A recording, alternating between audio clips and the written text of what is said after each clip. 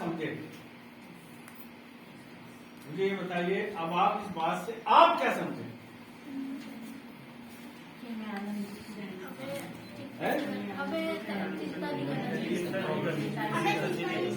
चिंता नहीं करनी चाहिए। चिंता, गलत विचार, गलत फहमियां। 12 साल से उस औरत को गर्दन में सरदर्द किए हुए थी और यहाँ से सरदर्द होता था। गर्दन दर्द होती थी वो अलग, सरदर्द होता था वो अलग। मैं आपको अनेकों कहानियां बता सकता हूँ। जब मैं लोगों से बात करता हूँ, उनके दर्द कुछ बातों को समझते ही गायब हो जाता, कुछ बातों को थोड़ा सा समझने के साथ ही दर्द फिनिश। हमारी संगीता 2.5 साल उसको दर्द रहा गर्दन में, यहाँ से लेके हाथ में। दुनिया भर के उसने चक्कर काटे, उसका दर्द बंद नहीं होता। जब मेरे पास आई, सेम स्टोरी जो मैंने आपको बताई, उसका मैंने इलाज किया। अगले दिन पूछा तुझे कोई फर्क पड़ा? बोली कोई फर्क नहीं पड़ा।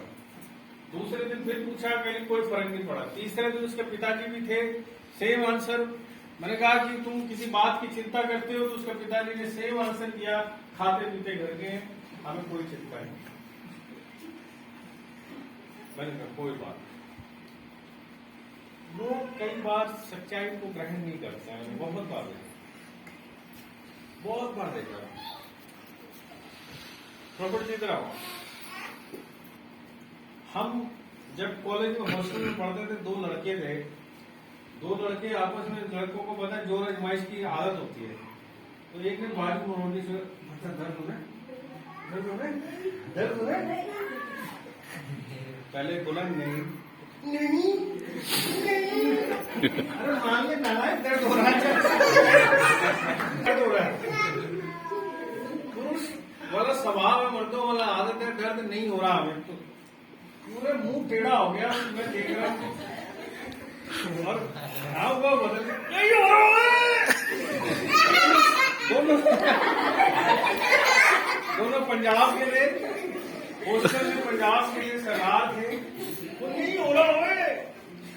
तो आज की सिचुएशन कुछ ऐसी है, मानने को तैयार नहीं होते कि हमें कोई विचारों में समस्या है, हमारे दिल में कोई चिंता है और हमारे अंदर कोई परेशानी है।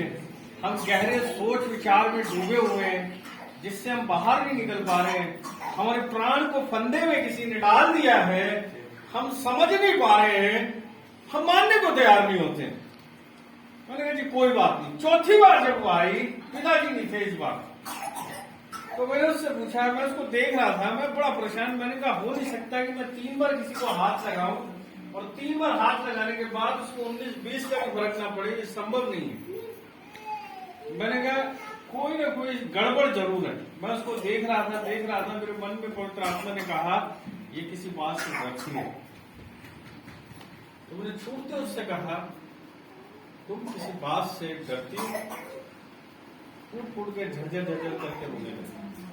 काफी देर हुई और रोने के बाद उससे मैंने बातचीत शुरू की और डर के ऊपर बातचीत शुरू की और अगले दिन से उसको आराम पड़ना शुरू हो गया और 2.5 महीने के अंदर वो पूरी तरह से ठीक हो चुकी थी और उसने प्रभु को ग्रहण किया, बपतिस्मा लिया। वो अच्छी मजबूत विश्वासी है। हालेलुया। लेकिन ये कैसे होता है? जब हम समझते हैं और ग्रहण करते हैं कि मेरे को समस्या है, मेरे साथ ये समस्या चल रही है, मैं इससे बाहर निकलना चाहता हूँ या चाहती हूँ, मैं छूटना चाहता हूँ, मैं छूटना चाहती हूँ, मैं जहाँ फंदे में फंस गया हूँ मुझे वहां से कोई बाहर निकाले, मुझे कोई अच्छी सलाह दे, मुझसे कोई बातें करे। अगर कुछ नहीं कर सकते तो कम से कम मेरे साथ बैठ के थोड़ी देर प्रार्थना कर लो, क्योंकि जब प्रार्थनाएं भी करते हैं तो भी बड़े बड़े हल निकल आया करते हैं। Hallelujah, hallelujah. सबसे पहली चीज, आनंदित रहना चाहते हो अपने जीवन के संघर्षों को ईमानदारी से ग्रहण करो कि मेरे जीवन में ये संघर्ष है। अपनी परिस्थिति को अच्छे से इवैल्यूएट करो, अच्छे से अपने जीवन का आंकलन करो। आपके जीवन में चल क्या रहा है, उसका कारण क्या, मूल कारण क्या है, उसको पहचानने की कोशिश करो। जब आप मूल कारणों को पहचानने लग जाते हैं, शुरू कर देते हैं, तो समझना आपकी समस्याएं वहीं से हटना भी शुरू हो जाती हैं आदम में। लेकिन जो लोग ईमानदार नहीं होते इस बात को मानने के लिए कि उनके साथ समस्या है। मेरे को एक भाई मिला, प्रभु का वचन मैंने उससे बांटा, प्रभु में आया, एक बात देखता था कि झूठ बहुत बोलता है।